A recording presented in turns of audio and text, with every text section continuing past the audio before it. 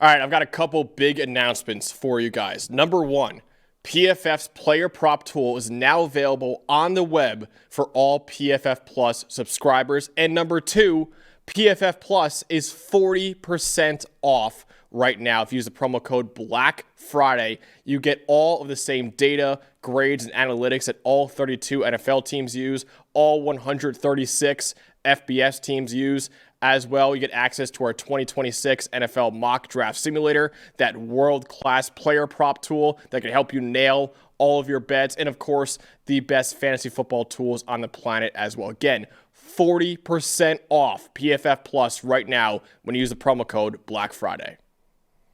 All right, next up, we've got Pittsburgh at Georgia Tech, 7 p.m. Eastern Time on ESPN. Not only a massive game for Pittsburgh, not only a massive game for Georgia Tech, but a massive game for the rest of the ACC. This game has huge implications for who makes it to the ACC championship game, because both of them, the Yellow Jackets and the Panthers, they are still alive in the ACC race right now.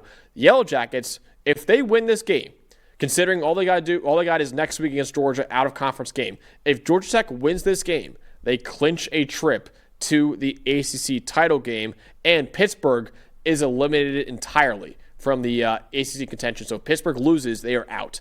If Pittsburgh wins, it'll still need to beat Miami next week, but they're in a very strong position to make it to Charlotte if they beat Georgia Tech and Miami. They would just need a loss from SMU or Virginia Tech as well to beat Virginia next week too. So this is a big game for both Georgia Tech and Pittsburgh in this one, Dalton. This is the biggest head-to-head remaining game that we have in the ACC. It's really going to set the course. I mean, you look at 4 teams right now with 1 loss, but one of these 2 teams by the end of this won't be in that category. You look at Virginia only having 1 more game left against Virginia Tech next week in the final game of the year. And SMU, as we mentioned before, with a tough game against Louisville, and then I believe they play Cal it is next week. I think they have to make a West Coast trip to Cal. I mean, that's not easy either. Cal, especially at home, and you're making that cross-country trip, not always the easiest thing. Yes, at Cal is SMU's final game. So when you look at all of these teams bunched at the top, and then you talk about the 2-loss teams, if you get a little bit of chaos, like Miami especially, and Miami gets their chance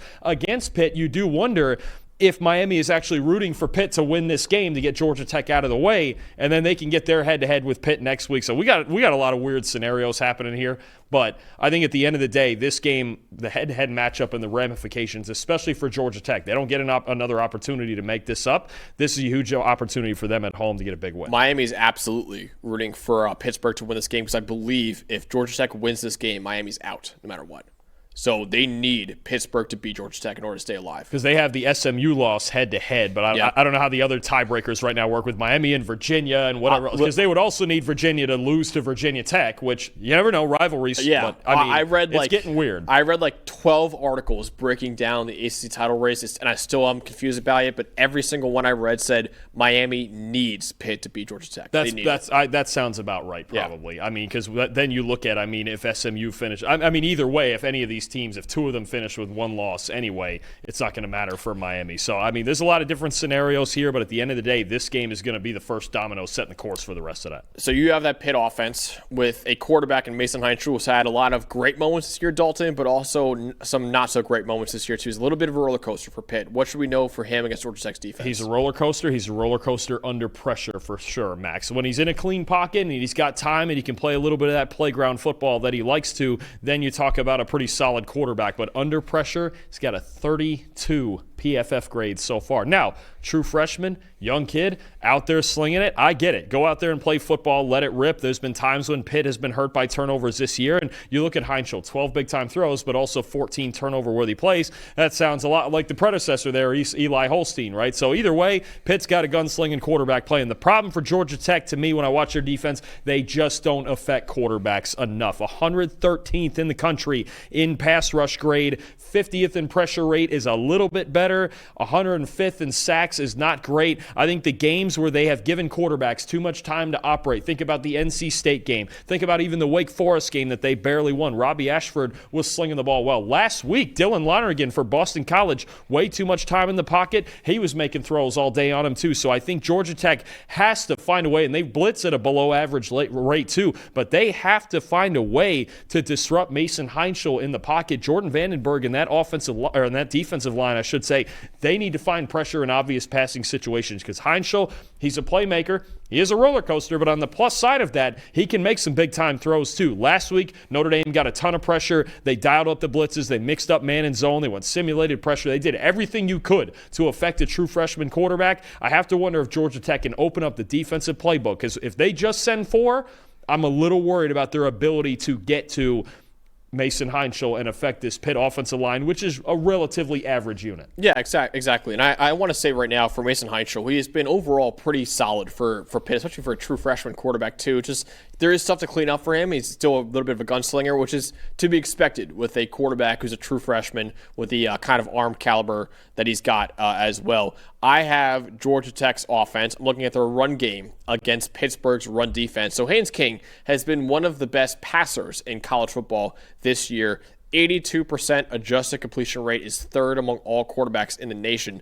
But the bread and butter of this Georgia Tech offense is still with its ground game. The Yellow Jackets run the ball on about 54% of their plays, the 5th highest rate in the Power 4, and they average 6.2 yards per carry, which is 8th in the country.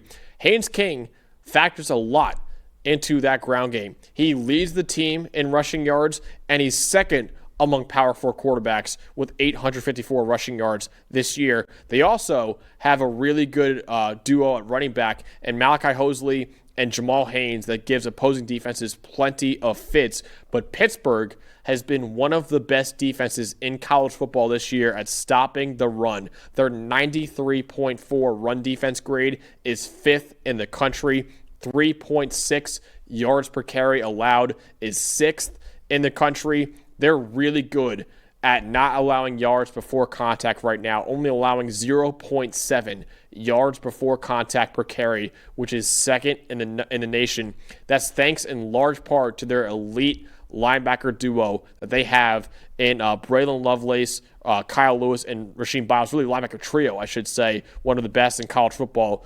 Pittsburgh has also only allowed one quarterback this year to run for even 40 yards on them, and that was Syracuse's Ricky Collins this year too. So if Pittsburgh is as good in run defense against Georgia Tech's rushing attack, they'll make the Yellow Jackets really, really one-dimensional and rely a lot on Haynes King to win this game as a passer. A bit like Utah with a little bit less of the confetti on it. The idea for this Georgia Tech offense is to outflank you, get off tackle, allow option football to win the day, right? Haynes King getting off tackle, the jet sweeps with guys like true freshman receiver Jordan Allen, Eric Rivers, Malik Rutherford, and then you mentioned the Thunder and Lightning in the backfield of Hosley and Haynes. There's a lot of threats at all times on this Georgia Tech team, and they're really darn good because they don't turn the football over very often. 5 turnovers in the first 2 games of the year, only 5 since. So they've been outstanding protecting the football. Haynes King with only 2 interceptions this year. I think you look at this Georgia Tech team, the run game is diverse. They've got a lot of different guys with speed that can beat you. Again, jet sweeps are a big factor. When you're playing an offense like this, your linebackers have to have an A-plus game. Last week against Notre Dame was really the first week where Pitt's linebackers didn't play well.